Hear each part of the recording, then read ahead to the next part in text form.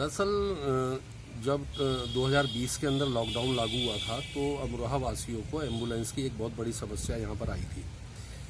उस एम्बुलेंस की दिक्कत को देखते हुए और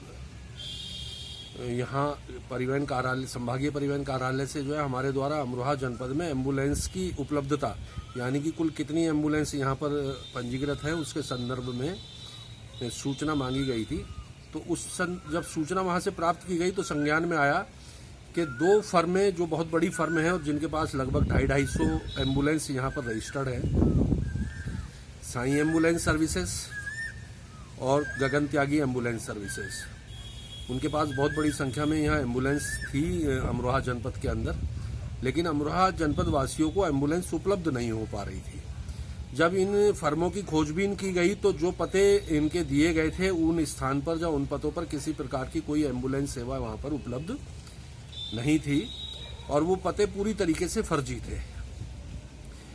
जब संभागीय परिवहन अधिकारी से पुनः संपर्क स्थापित किया गया और चाहा गया कि भाई ये पता चले कि ये कौन लोग हैं जिनकी ये एम्बुलेंस हैं या फर्में हैं, तो वहाँ से कोई विशेष सहायता प्राप्त नहीं हुई। तब आरटीआई के माध्यम से एक जनसूचना अधिकार कानून के अंतर्गत सूचना दे करके और इन एम्बुलेंस के सारी चीज़ें डिटेल्स जब मांगी गई तो जो चीज़ सामने निकल करके आई वो बहुत चौंकाने वाली थी कि दिल्ली, हरियाणा व एनसीआर के बाशिंदों के द्वारा अमरोहा के अंदर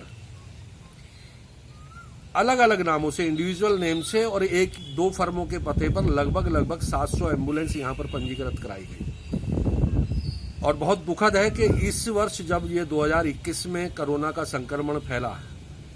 तो उन एम्बुलेंस की जो तस्वीरें सोशल मीडिया के माध्यम से, टेलीविज़न चैनल्स के माध्यम से सामने आई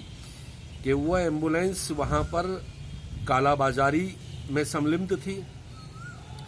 और जो रोगियों को लाने ले जाने का वो कार्य कर रहे थे उसके अंदर वो बेपनाह लूट एक तरीके से जो वहाँ पर की गई है उनके द्वारा, वो कहीं ना कहीं सिस्टम को शर्मिंदा करती थी।